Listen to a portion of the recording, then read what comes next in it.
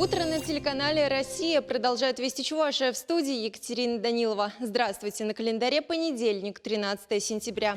Сегодня свой профессиональный праздник отмечают российские программисты. Интересный факт. Празднование Дня программиста всегда выпадает на 256-й день года. Это число выбрано не случайно. Его можно выразить с помощью одного 8-зарядного байта. Вот так интересно и сложно программисты определили дату своего профессионального праздника. Мы поздравляем всех причастных к этому событию. Сегодня по этому случаю студенты Чувашского госуниверситета напишут IT-диктант 2021. Однако проверить свой уровень цифровых компетенций может каждый житель страны. Участников диктанта ждут задания разного уровня сложности.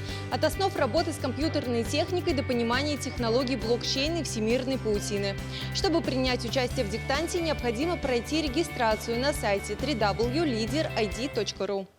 Сегодня проверить свои знания смогут и учащиеся первых-9 классов. В этот день в республике пройдет Всероссийская онлайн-олимпиада по экологии.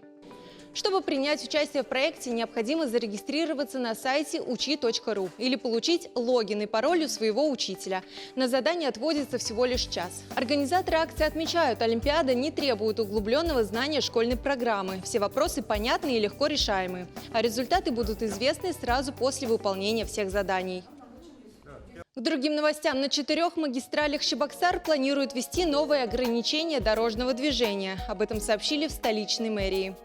Новый скоростной режим будет введен на проспекте Максима Горького, улицах Университетской, Энтузиастов и Калинина. Планируется, что уже в сентябре по этим дорогам автомобилисты будут ездить с максимальной скоростью 40 км в час. Такие нововведения необходимы, чтобы снизить количество аварий в городе. На пропускную способность это никак не повлияет, но при этом число ДТП сократится, сообщили в мэрии. Еще одно новшество ждет автолюбителей. Теперь предъявлять свидетельство о регистрации транспортного средства сотруднику ГИБДД можно в электронном формате. Заработало новое приложение «Госуслуги Авто».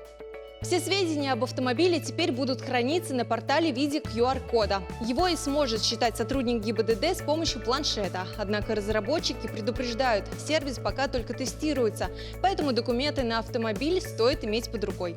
В Минцифре России также сообщают, что до конца года перечень услуг расширится. На портале можно будет обжаловать штрафы, оформлять европротокол при ДТП, заключать договоры купли-продажи. Таковы вести к этому часу. Желаю вам хорошего дня. Оставайтесь на телеканале «Россия».